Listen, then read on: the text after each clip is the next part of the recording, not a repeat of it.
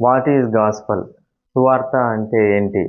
యేసు ప్రభు వారి యొక్క జననము, యేసు ప్రభు వారు ఈ లోకంలో జీవించినటువంటి విధానము, యేసు ప్రభు వారి యొక్క మరణము, యేసు ప్రభు వారి యొక్క పునరుద్ధానము. ఈ 4 అంశములు మీకు తెలిసినట్లయితే మీకు సువార్త తెలిసినట్లే. యేసు ప్రభు వారు ఏ విధంగా ఈ లోకంలో జన్మించబోతున్నారు, ఏ విధంగా ఈ లోకంలో జన్మించి ఉన్నారు, అదే రీతిగా యేసు ప్రభు వారి యొక్క లోకంలో ఏ విధంగా జీవించి ఉన్నారు. ఆయన పాపముల చేత బంధింపబడినటువంటి వారిని, రోగముల చేత పీడింపబడుతున్నటువంటి వారిని, అపవిత్రాత్మల చేత బంధింపబడినటువంటి వారిని విడిపించినటువంటి విధానము మీకు తెలిసినట్లయితే సువార్త తెలిసినట్లే.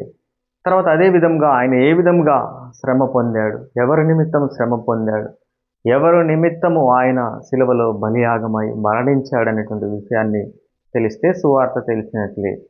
తర్వాత ఆయన పునరుద్ధానుడైనటువంటి విధానము, నా యందు విశ్వాసముంచు ప్రతి వాడును మరి చనిపోయినను తిరిగి లేచినని చెప్పినటువంటి ఆ మాటలు, నేనే పునరుద్ధానమును నేనే జీవమును అనేటువంటి మాటలు మీకు తెలిసినట్లయితే మీకు సువార్త తెలిసినట్లే.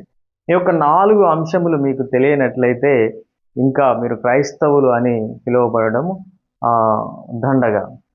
మై డియర్ ఫ్రెండ్స్, మీ అందరికీ 4 విషయాలు తెలుసని నేను భావిస్తూ ఉన్నాను. ఆయన ఎందుకు ఈ యొక్క లోకములో జన్మించి ఉన్నాడు, ఆయన ఎందుకు ఈ లోకంలో ఆ విధంగా జీవించి ఉన్నాడు, ఆయన సిలువలో మన కోసం మరణించి ఉన్నాడు, ఆయన ఎందుకు మరి పునరుద్ధానుడై తిరిగి లేచి ఉన్నాడు అనేటువంటి విషయాన్ని మీకు తెలిసినట్లయితే సువార్త తెలిసినట్లే.